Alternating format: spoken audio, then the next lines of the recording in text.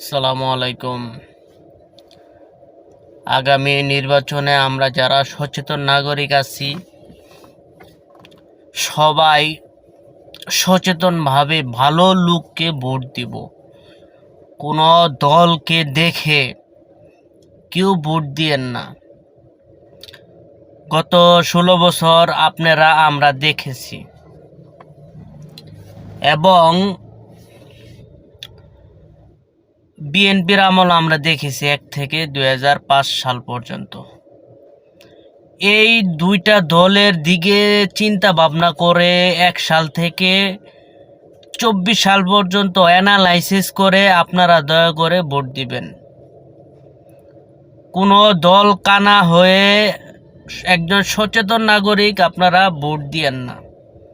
আপনারা অ্যানালাইসিস করবেন 1 থেকে বিএনপি কি করছে 7 পর্যন্ত 6 পর্যন্ত, তারপর আওয়ামী লীগ তো করছে, এটা আমরা তো দেখছি।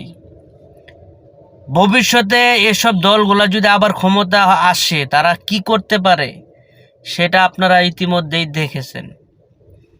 তো আমাদের দেশে নির্বাচন পদ্ধতি পরিবর্তন আনতে হবে, এবং আমাদের দেশে ভবিষ্যতে যেন কেউ দখলদারিত্বের রাজনীতি করতে না পারে, আপনাকে আমাকে কেউ যেন হুমকি দামকি দিতে না পারে। সবাই সবার মনের ভাব প্রকাশ করবে, তাই বলে একজনের উপর আক্রমণ করতে হবে এমনটা যেন আর না হয়। আপনার একজনের কথা ভালো লাগতে নাই পারে, কিন্তু তাই বলে তাকে মারধর করা যাবে না। কথা দিয়ে তার সাথে আপনার কথা দিয়ে কাটাইতে হবে। তো আমাদের দেশে বয়স সাংস্কৃতিক থেকে বের হয়ে আসতে হবে। আশা করি যারা সচেতন আছেন, এখন তো বাংলাদেশে প্রায় শিক্ষিত মানুষ, সবার হাতে মোবাইল আছে, সবাই ডাইনে বামে দেখে চিন্তা ভাবনা করে আপনারা আগামীতে ভোট দিবেন। আর কাকে ভোট দিবেন এটা আপনার বলা দরকার নেই, আপনি কাকে ভোট দিবেন আপনার মনে আছে। অতএব এক সময় দেখছি কে কাকে ভোট দিছে কেউ জানে না, তা আগামীতে আপনি যে কাকে ভোট দিবেন আপনি জানবেন না।